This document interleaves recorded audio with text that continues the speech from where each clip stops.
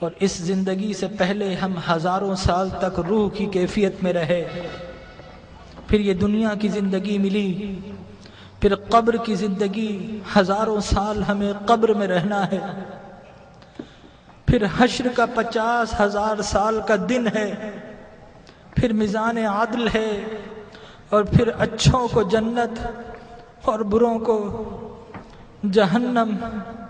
یہ انسانی زندگی کے مراحل ہیں، لیکن انسان کا المیہ یہ ہے کہ انسانی زندگی کا وہ گھر جو سب سے مختصر گھر ہے، انسان نے اسی زندگی کو اپنا سب کچھ سمجھ لیا ہے۔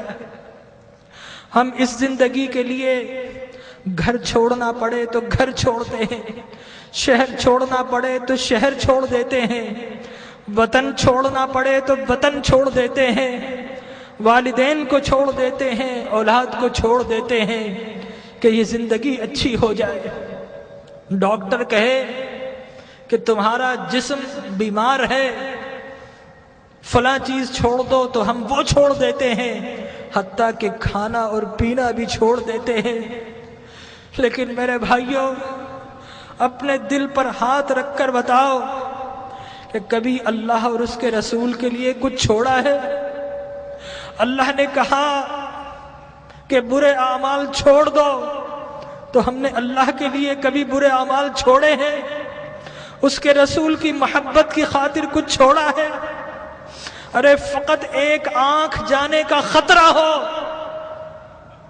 تو ہم ڈاکٹر کے پاس ساری جمع پونجی دے دیتے ہیں، ڈاکٹر کو پیش کر دیتے ہیں، اور وہ رب کہ جس نے بغیر کچھ لیے آنکھ دی، ناک دیا، کان دیے، جسم و جاں دیے، گھر بار دیے، عزت و آبرو دی، جس نے مال و دولت دیا، کیا ہم نے اس رب کی بارگاہ میں کبھی کچھ پیش کیا ہے؟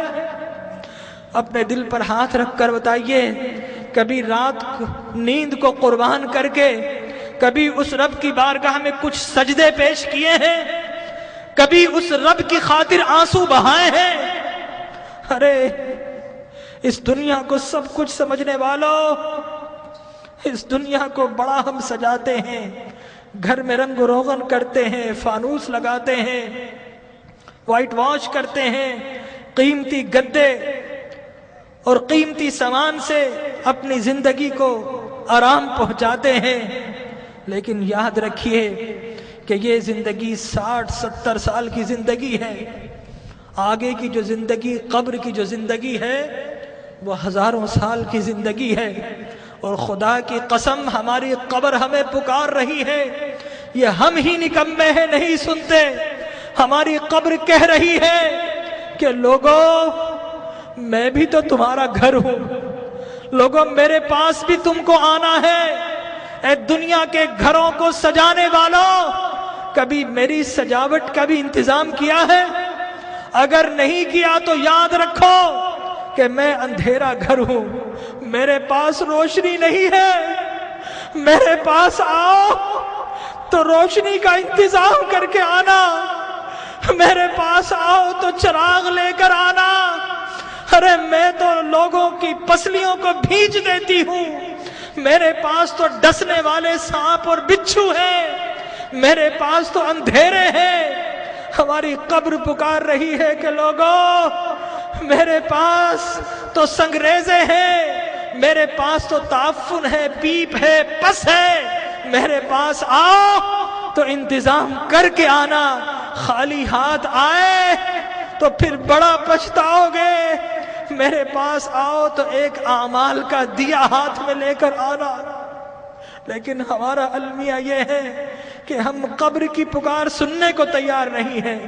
جو بڑے ہیں وہ اپنے کاروبار میں مست ہیں، جو جوان ہیں اپنی جوانی کی مستی میں مست ہیں، اس دنیا کی رنگینیوں میں مست ہیں، اور جو چھوٹے ہیں انہیں کوئی بتانے والا ہی نہیں ہے کہ اس دنیا کے بعد ایک اور دنیا بھی ہے، اس زندگی کے بعد ایک اور زندگی بھی ہے۔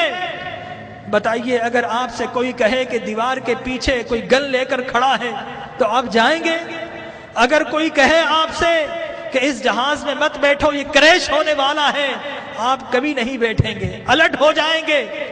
تو وہ موت کہ جس کا کوئی انکار نہیں کر سکتا، کیا ہمیں اس موت کے لیے الٹ نہیں ہونا چاہیے؟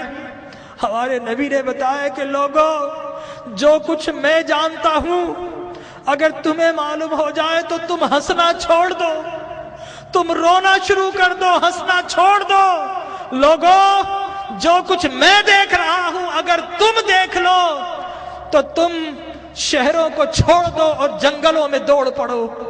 تو آج کی رات ہمیں اپنے رب کو منانا ہے۔ ہم بہت ہنس لیے ہیں، آج کی رات تو کچھ آنسو بہا لیجئے، اپنے رب کو منا لیجئے۔ ارے اللہ کے انبیاء کو دیکھیے، یحییٰ علیہ السلام بچے ہیں، 6-7 سال کے ہیں، زارو قطار روتے تھے، بے ہوش ہو جایا کرتے تھے۔ ایک روز اپنے گھر سے نکل گئے، غاروں میں چلے گئے، ماں باپ ڈھونڈ رہے ہیں، لوگوں سے پوچھتے ہیں 7-8 سال کا بچہ ہے، کسی نے دیکھا؟ ایک چرواہا کہتا ہے کہ بچہ تو نہیں دیکھا، ہاں اس غار سے رونے کی آواز آ رہی ہے، 3 دن سے کوئی رو رہا ہے اور اس کے رونے سے ہماری بکریوں نے کھانا اور پینا چھوڑ دیا ہے۔ ماں باپ اندر جاتے ہیں، دیکھتے ہیں اللہ کے نبی یحییٰ رو رہے ہیں۔ ماں کہتی ہے کہ بیٹا اب تو چلو، اب تو رونا بند کر دو۔ اللہ کے نبی یحییٰ فرماتے ہیں اماں، عذاب قبر سے بچنے کی ضمانت آپ دے دو اور رونا میں چھوڑ دیتا ہوں۔ اللہ اکبر۔ تو آج کی رات اپنے رب سے عذاب کی پناہ مانگنی ہے۔ حضرت ابراہیم بن ادھم ایک باتھ روم، ایک ٹوائلٹ میں جاتے ہیں، جانے کی کوشش کرتے ہیں، حمام کا مالک روک دیتا ہے، کہتا ہے پیسے دو۔ حضرت ابراہیم بن ادھم رونا شروع کر دیتے ہیں اور کہتے ہیں کہ یہ لیٹرین جو شیطان کی جگہ ہے، یہاں پر جب بغیر پیسے کے نہیں جا سکتا، ارے اللہ کی وہ جنت جو انبیاء اور اولیاء کے رہنے کی جگہ ہے، وہاں اعمال کے بغیر کیسے جاؤں گا؟ تو آج اعمال کا چراغ لے لیجئے۔ اللہ تبارک و تعالی ہماری حاضری کو قبول فرمائے۔ اپنی محرومیوں کو یاد کیجئے، اپنی بیماری